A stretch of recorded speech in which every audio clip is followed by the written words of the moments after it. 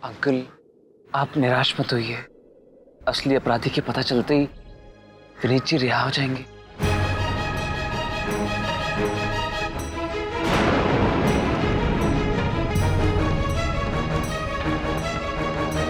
ये जिंदगी भी कितने कितने अजीब रंग दिखाती है। परिवार का एक सदस्य हमें दुनिया के सामने बेइज्जत करने में कोई कसर नहीं छोड़ता, और दूसरा हमारे जख्मों पर मरहम लगाने की कोशिश करता है। अंकल, मैं तो सिर्फ सच का साथ दे रहा हूं, और मेरा दिल कहता है कि विनीत जी ऐसा काम कर ही नहीं सकते। वो आप मुझ पर छोड़ दें। हमारे लिए आपकी ये मेहरबानी आपकी माँ को अच्छी नहीं लगेगी, और वैसे भी गैरों के लिए अपनों के खिलाफ जाना ठीक नहीं होता। अंकल,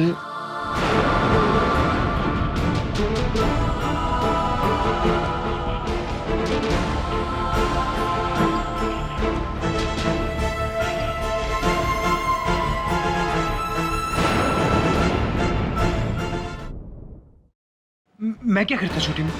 मुझे गुस्सा इतना आ रहा था ना। अच्छा आलिक, हमें बताओ क्या हुआ था? वो नवीन है ना, हाँ? वो झूठ बोल रहा था, इसलिए मैंने उसे मारा।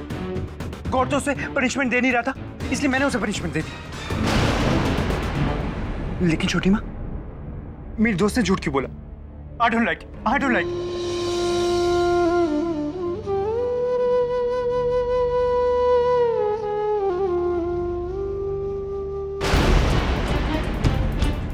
तुम यहाँ क्यों आई?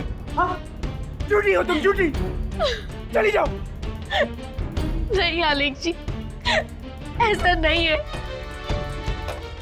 अब रो क्यों रही हो? हाँ? चुप हो जाओ। तुम तो मेरी दोस्त थी ना, फिर भी तुमने मुझ पर भरोसा नहीं किया। ये देखो छोटी माँ, तुमसे कितनी अच्छी है ये। मुझ पर भरोसा तो करती है ना, और तुम। नहीं आलिक जी, मुझे भी पता है कि आप सच बोल रहे हैं, लेकिन अगर तुम मुझ पर भरोसा करती ना, तो रणवीर को मुझे बोलने देती सब कुछ, कि तुम्हारे भैया ने कुछ नहीं किया। जो गलत काम किए वो चीटर ने किए, चीटर ने, नवीन ने।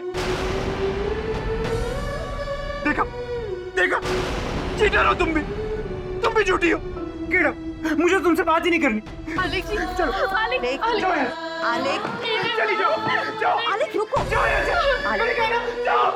जाओ। आलिक, झूठी है छोटी माँ, ये झूठ बोलती है। अच्छा चलो गुस्सा मत करो, आओ। अच्छा भाभी आराम से। आप ठीक तो ना भाभी?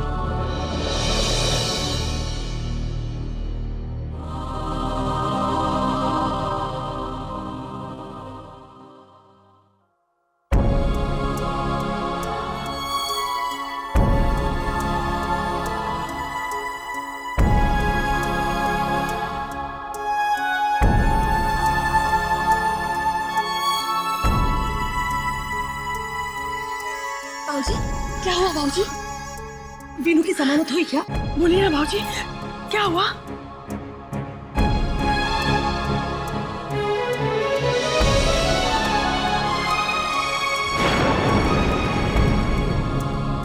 सुनिए जी, बोलिए ना। आप कुछ बोल क्यों नहीं रहे? आप तो इन्हें लाने गए थे ना, लेकर नहीं आए? कहाँ है ये? क्या हुआ भाऊजी, बताइए ना। कौशल्या जी, पुराने दफ्तर में जो वीनू से गलती हो गई थी उसकी वजह से, और अब भाग जाने के कारण वीनू की जमानत की अर्जी नामंजूर हो गई है।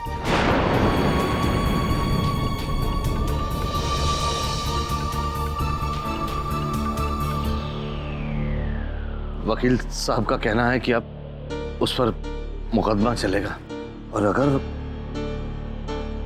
कौशल्या जी, अगर उसकी बेगुनाही साबित नहीं हुई तो उसे सजा भी मिल सकती है।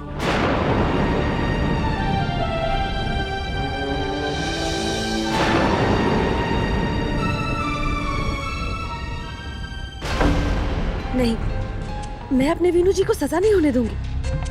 माफ करना वीनू जी, अब मेरे पास रणवीर जी को सच्चाई बताने के अलावा और कोई रास्ता नहीं बचा है। लेकिन मुझे बहुत सोच समझकर संभल कर ये काम करना होगा। नवीन ने धमकी जो दे रखी है। शर्मा जी,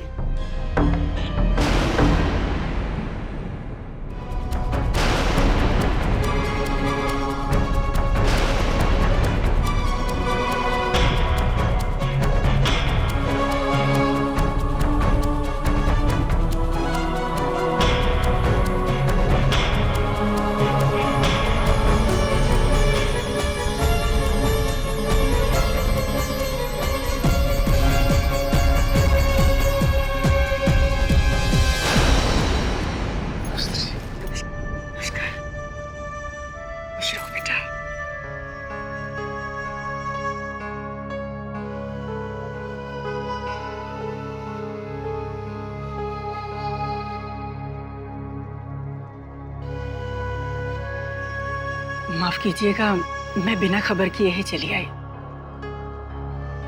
असल में मैं जानना चाहती थी कि यहाँ के हालात अब कैसे हैं। जमानत तो हो रही है ना भाई साहब? जी फिलहाल तो जमानत नहीं मिल पाई है। ओह, असल में मैं सगाई की तारीख निकलवा कर आई थी।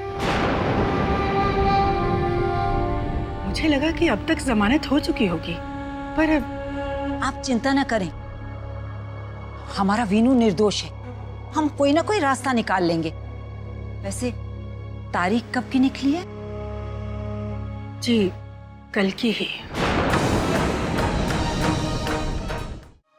मैं जानती हूँ आप लोग किस दुविधा में हैं, पर आप लोग चिंता मत कीजिए, हम दूसरी तारीख निकलवा लेंगे और फिर तब तक विनीत जी भी वापस आ जाएंगे।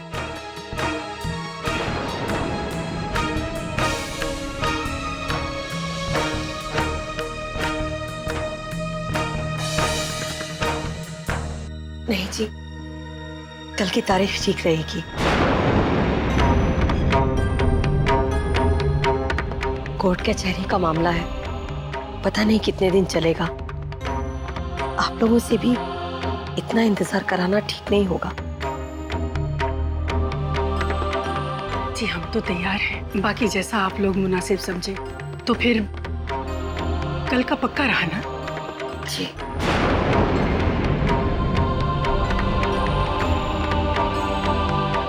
हमारे लायक कोई सेवा हो तो जरूर बताइएगा। अब मैं चलती हूँ।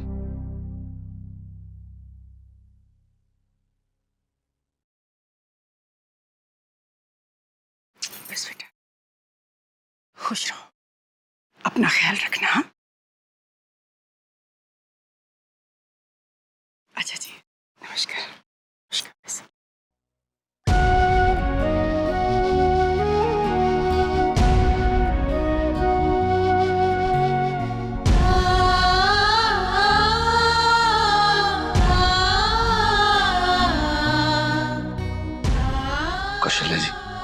कौशल्या जी, इतनी जल्दी मचाने की क्या जरूरत थी? नहीं बाबूजी, माँ ने जो किया ठीक किया।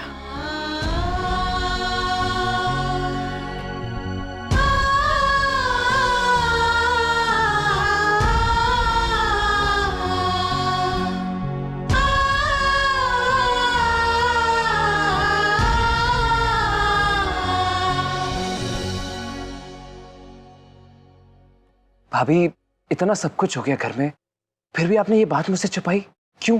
क्योंकि मैं इस घर की परेशानी और ज्यादा नहीं बढ़ाना चाहती थी। आलिक जी ने जो कुछ सुना वो उनकी गलतफहमी ना हो, यही सोचकर मैं चुप हो गई।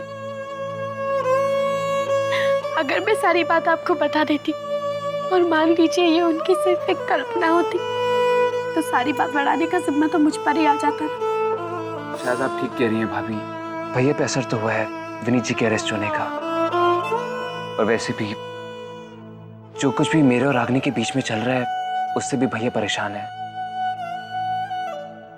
हो सकता है भैया ने सुना कुछ हो और इमेजिन कुछ और किया हो।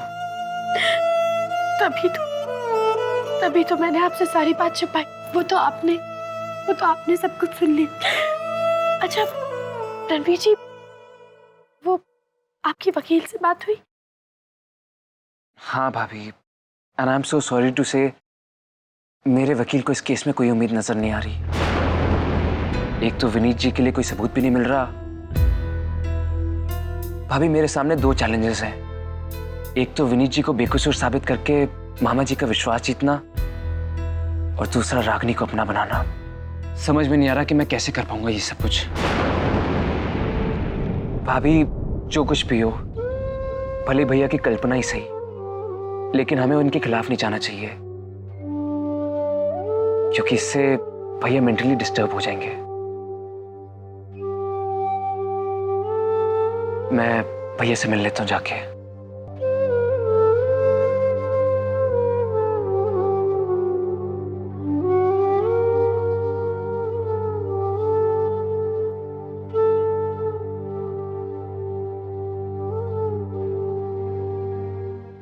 आलेख, क्या सोच रहे हो?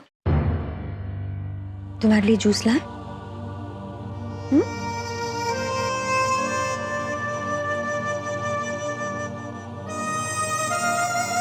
भैया, बताइए ना, आपको क्या कहना है?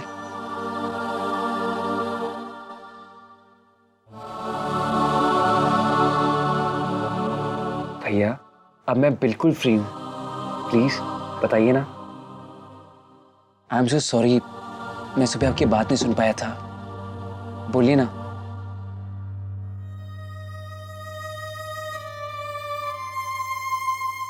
बोलिए ना भैया, बताइए ना भैया। नहीं, तुम लोग मुझ पर भरोसा नहीं करते ना, इसलिए मैं तुम्हें कुछ नहीं बताऊंगा।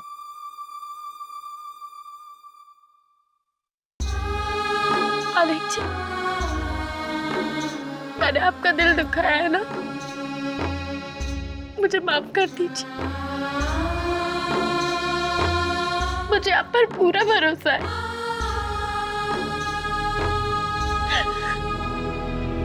रणवीर जी, आलेख जी ने नवीन और अपनी की बात सुनी। वो लोग कह रहे थे कि उन दोनों ने झूठे इल्जाम में विनीत भैया को फंसाया। ये बात इन्होंने खुद सुनी।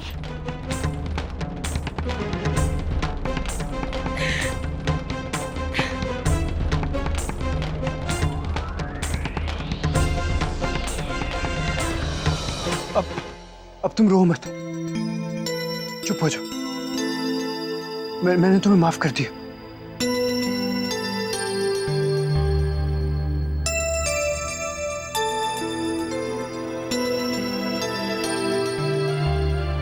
तुम लोग बातें करो, हम चलते हैं।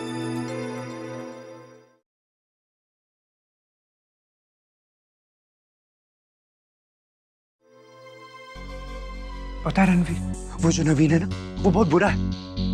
उसने ना खुद चीटिंग करी, खुद गलत काम किए और दोस्त के भैया को फंसा दिया।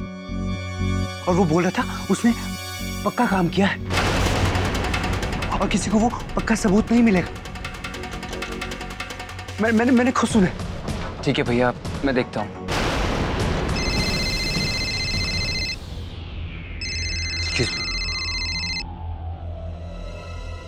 हेलो। हेलो रणवीर जी, मैं मालती बोल रही हूँ। रणवीर जी, प्लीज मेरे पति को बचा लीजिए। देखिए, मैं आपके आगे हाथ जोड़ती हूँ, उन्हें सजा मत होने दीजिए प्लीज। देखिए, जो कुछ भी मेरे बस में मैं कर रहा हूँ। रणवीर जी, कम से कम आप एक बार अपनी माँ से बात तो करिए। उनसे कहिए ना कि वो केस वापस ले ले। अगर वो चाहे ना तो 2 मिनट में काम बन जाएगा। देखिए ना, इस घर में मैं ही तो हूँ जिसने आपका और रागिनी का साथ दिया है। वो तो अवनी है जो आप दोनों के खिलाफ खेल खेल रही है। देखिए, आप मेरी बात समझने की कोशिश कीजिए। मैं मॉम से ये सारी बातें नहीं कर सकता, और मैं पूरी कोशिश कर रहा हूँ विनीत जी को बेकसूर साबित करने की, लेकिन उनकी सपोर्ट में कोई सबूत ही नहीं मिल रहा। रणवीर जी, एक बात बताना चाहती थी मैं आपको। क्या? पता नहीं रणवीर जी, इस केस से इस बात का संबंध है या नहीं, लेकिन जब पुलिस इनको पकड़ के ले गई ना, तब नवीन जी हमारे घर के बाहर कार में बैठे खुश हो रहे थे। पता नहीं क्यों, और ये बात सिर्फ अवनी जानती थी कि मेरे पति घर में छुपे हुए हैं। उसने मुझे मदद करने के बहाने फोन किया था।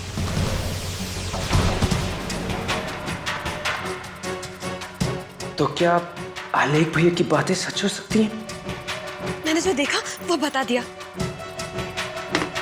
अच्छा, मैं रखती हूँ। रागिनी,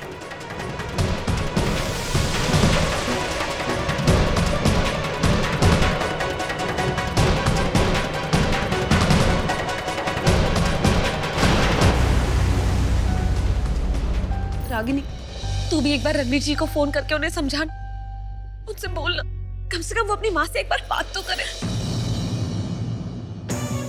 नहीं भाभी, मैं ऐसा नहीं करूंगी। मैं अपने वीनू भैया के लिए जान तक दूंगी। लेकिन भाभी प्लीज, आप रणवीर जी को बार बार फोन करके परेशान मत कीजिए। जितना उनके बस में था उतना उन्होंने हमारे लिए किया ना। देखिए भाभी, जैसे आपका दर्द है, मेरा दर्द है, वैसे उनका भी एक दर्द है ना। पता नहीं किस तरह सह रहे हो। आपको तो अंदाजा है ना भाभी कि आजकल वो किस दौर से गुजर रहे हैं। फिर भी अपने दुखों को छोड़कर हमारी तकलीफों को समेटने में जुटे हुए हैं। कौन किसके लिए करता है भाभी आजकल? हाँ, भाभी प्लीज, आप उन्हें समझने की कोशिश तो कीजिए प्लीज।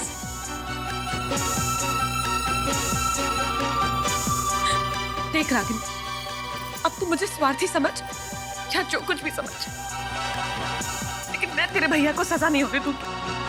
और अगर ऐसा हुआ ना तो मैं अपनी जान दे दूंगी। मर जाऊंगी मैं। भाभी,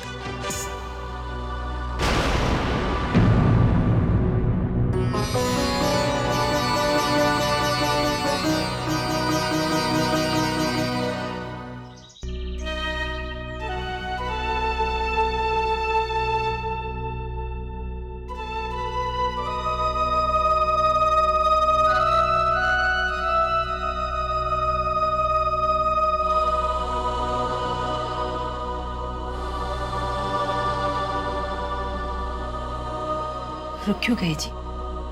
चलिए ना। हाँ जी, लेकिन कुछ ठीक नहीं लग रहा है कौशल्या।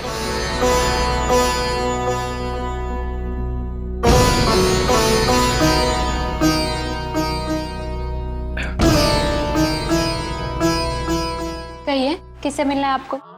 जी, मैं विनीत शर्मा का पिता हूँ, जो यहाँ काम करते थे। उनके साथ जो लोग काम करते हैं उनसे जरा बात करनी है। नहीं, आप इस तरह अंदर नहीं जा सकते। मेहरबानी करके हमें अंदर जाने दीजिए, बहुत जरूरी काम है। हम ज्यादा वक्त नहीं लगाएंगे। देखिए, आप समझने की कोशिश कीजिए।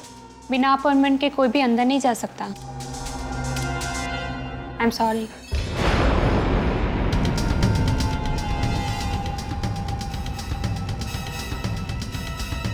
आपका काम हो जाएगा,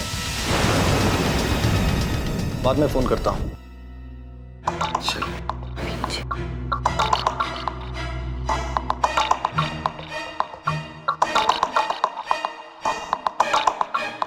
आप लोग यहाँ क्या कर रहे हैं? वो हम लोग वीनू के साथ काम करने वालों से मिलना चाहते हैं। इसकी इजाजत नहीं। बेहतर यही होगा कि आप लोग यहाँ से चले जाएं। देखिए, बस हम थोड़ी देर उनसे बात करके चले जाएंगे। देखिए, इससे पहले कि मैं आपके खिलाफ कोई एक्शन लूं, आप जाइए यहाँ से प्लीज। वैसे ताज्जुब है, आपके बेटे ने जिस जगह इतना बड़ा कारनामा कर डाला, उस ऑफिस में कदम रखने की सोची कैसे आप?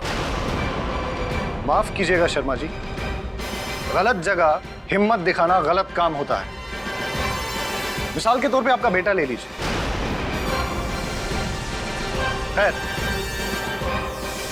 आप दोनों की उम्र का लिहाज सिर्फ एक हद तक करूंगा। उसके बाद समझ गए ना आप? So please go, leave.